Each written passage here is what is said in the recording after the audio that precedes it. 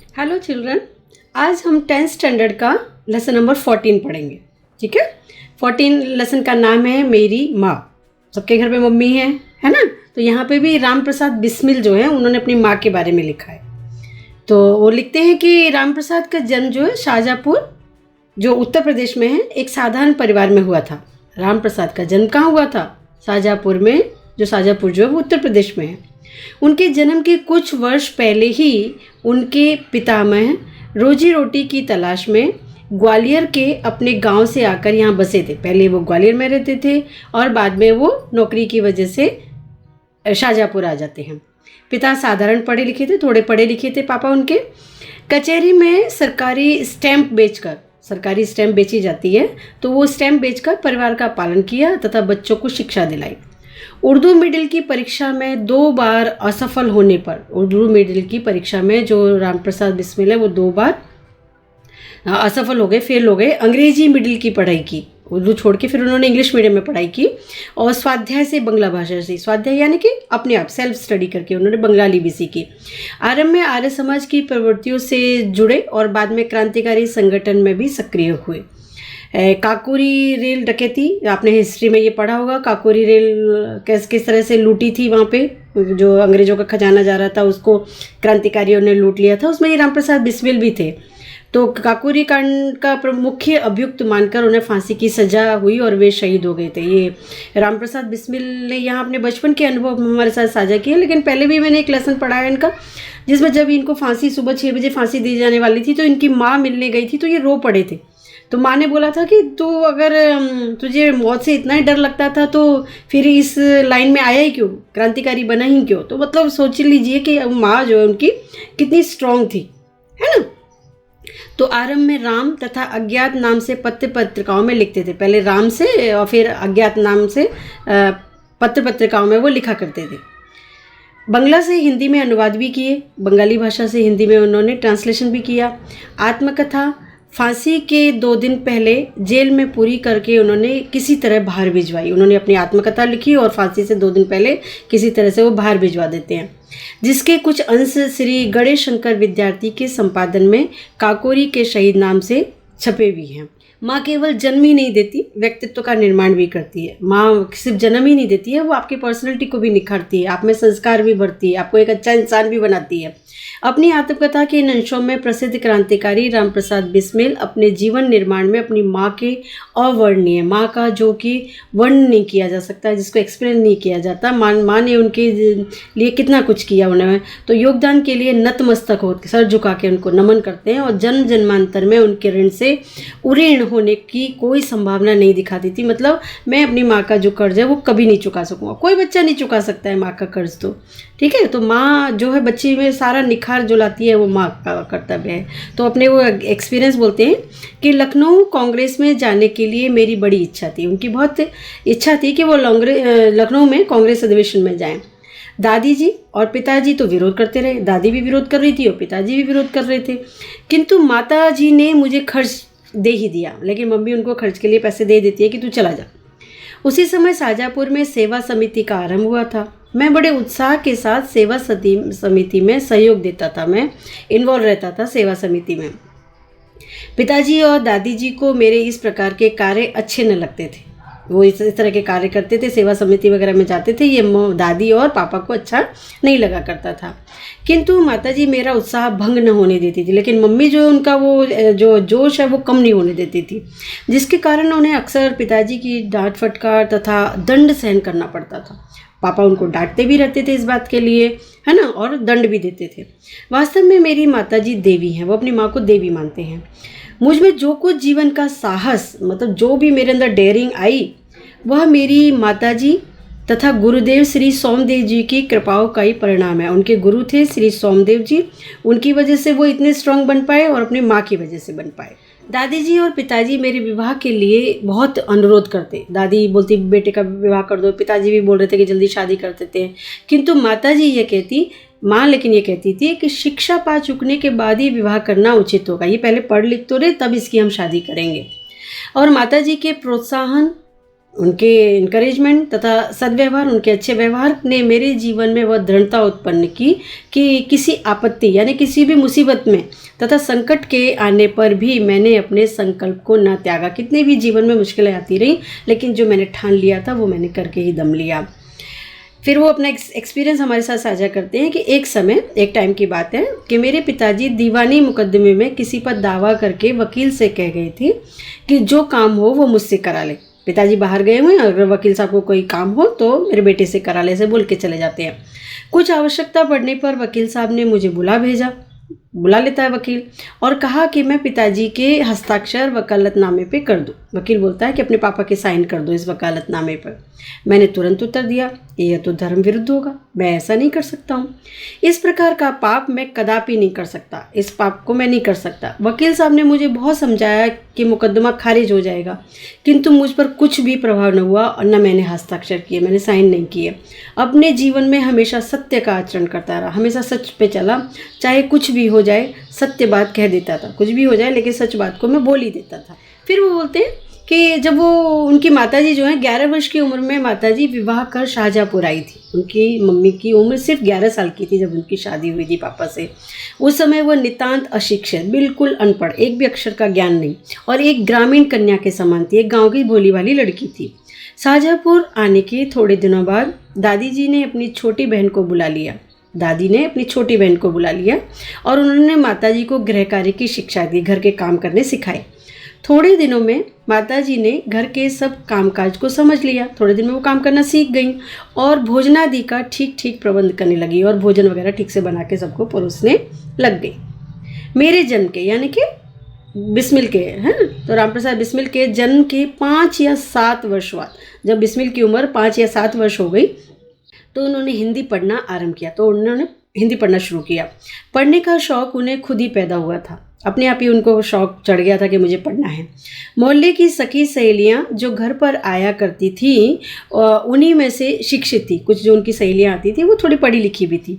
माताजी उनसे अक्षर बोध करती, उनसे अक्षरों का ज्ञान लेती, और इस प्रकार घर का सब काम कर चुकने के बाद जो कुछ समय मिल जाता उसमें पढ़ना लिखना करती, जो भी समय बचता उसमें पढ़ती थी।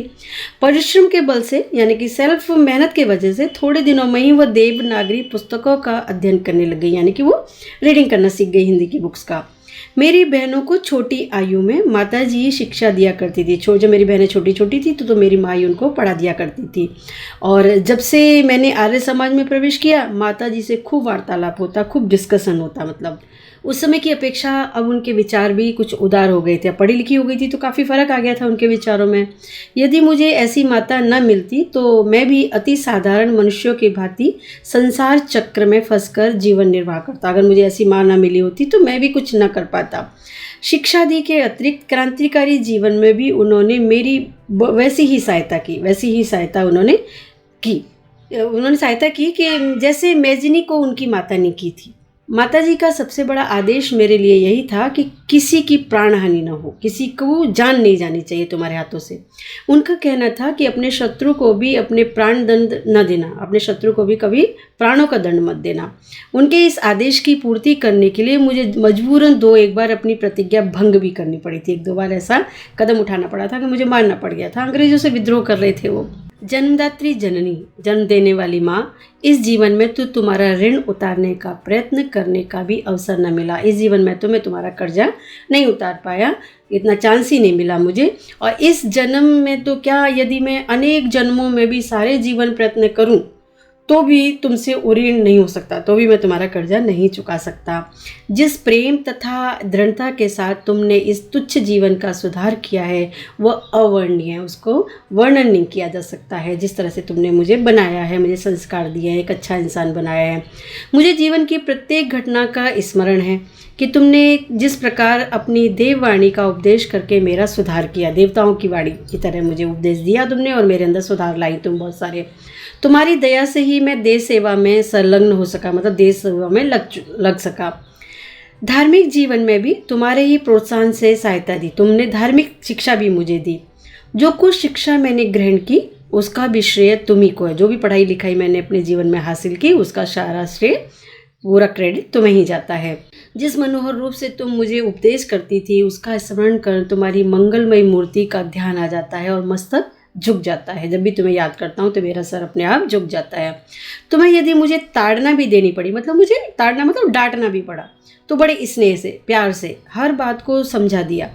और यदि मैंने धृष्टतापूर्ण उत्तर दिया, मतलब अगर मैंने बदतमीजी की और तुम्हें पलट के उत्तर दिया, तब तुमने प्रेम भरे शब्दों से यही कहा कि तुम्हें जो अच्छा लगे वह करो, तुम्हें जो अच्छा लगे वह करो, किंतु ऐसा करना ठीक नहीं, इसका परिणाम अच्छा न होगा। मतलब मैं तुम्हें सिर्फ ये बोल रही हूँ कि ये करोगी तो तुम्हें हानि होगी। अब तुम्हारी मर्जी है, करना है तो करो, नहीं तो मत करो, डिसीजन तुम लो।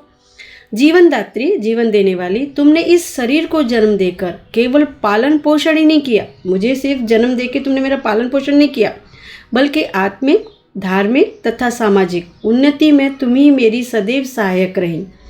जन्म जन्मांतर परमात्मा ऐसी ही माता दे, हर जन्म में मुझे आप ही माता के रूप में मिले। महान से महान संकट में भी तुमने मुझे अधीर नहीं होने दिया, बेचैन नहीं होने दिया, कितना भी संकट मेरे जीवन में आता रहा तो भी सदैव अपनी प्रेम भरी वाणी को सुनाते हुए मुझे सांत्वना देती रही। तुम्हारी दया की छाया में मैंने अपने जीवन भर में कोई कष्ट अनुभव न किया। तुम्हारे पास जब तक था मुझे कोई कष्ट नहीं था। इस संसार में मेरी किसी भी भोग विलास तथा ऐश्वर्य की इच्छा नहीं है, कोई मुझे सुख भोगने की इच्छा नहीं है। केवल एक इच्छा है, केवल एक ही इच्छा है मेरी, वह यह है कि एक बार श्रद्धापूर्वक तुम्हारे चरणों की सेवा करके अपने जीवन को सफल बना लेता। तुम्हारी सेवा करने का मुझे मौका मिल जाता तो अच्छा रहता, किंतु ये इच्छा पूर्ण होती नहीं दिखाई देती ये, लेकिन मेरी ये इच्छा अधूरी ही रह जाएगी और तुम्हें मेरी मृत्यु की दुख भरी खबर सुनाई जाएगी। किसी माँ के लिए कितना मुश्किल होता है ना, जब उसको उसके बेटे को फांसी दी जाएगी, ये खबर सुनाई जा रही है। माँ, मुझे विश्वास है कि तुम यह समझकर धैर्य धारण करोगी कि तुम्हारा पुत्र माताओं की माता भारत माता की सेवा में अपने जीवन की बलि देवी की भेंट कर गया और उसने तुम्हारी कोख कलंकित न की, तुम्हारी कोख को उसने कलंकित नहीं होने दिया, लज्जित नहीं होने दिया, अपनी प्रतिज्ञा पर दृढ़ रहा। जब स्वाधीन भारत का इतिहास लिखा जाएगा तो उसके किसी पृष्ठ पर उज्ज्वल अक्षरों में तुम्हारा भी नाम लिखा जाएगा।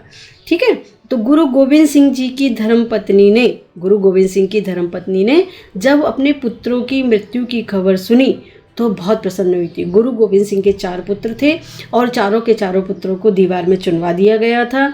और जब माँ को ये खबर पहुंची थी कि उसके चारों बेटों को ऐसे दीवार में चुनवा दिया है अंग्रेज़ों ने, तो फिर उन्होंने क्या कहा, देखिए, धर्मपत्नी ने जब उन्हें पुत्रों की मृत्यु की खबर सुनी तो बहुत प्रसन्न हुई थी और गुरु के नाम पर धर्म रक्षार्थ अपने पुत्रों के बलिदान पर मिठाई बांटी थी। पुत्रों की मौत हो गई सबकी, लेकिन फिर भी उन्होंने धर्म के नाम पर बच्चे कुर्बान हुए थे, इसलिए मिठाई बांटी। जनदात्री, वर दो, जनदात्री आप मुझे वरदान दो कि अंतिम समय भी मेरा हृदय किसी प्रकार विचलित न हो, मतलब मैं कमज़ोर न पड़ूँ, टूटूँ नहीं, और तुम्हारे चरण कमलों को प्रणाम करके मैं परमात्मा का स्मरण करता हुआ शरीर त्याग करूँ और मैं तुम्हारे चरणों कमल में प्रणाम करता रहूँ और परमात्मा का ध्यान करता रहूँ और इस तरह मेरे जीवन की लीला समाप्त हो, मैं मौत को गले लगा हूँ। उन्हें फांसी जब दी जा रही थी तो उनकी ये भावनाएं थी।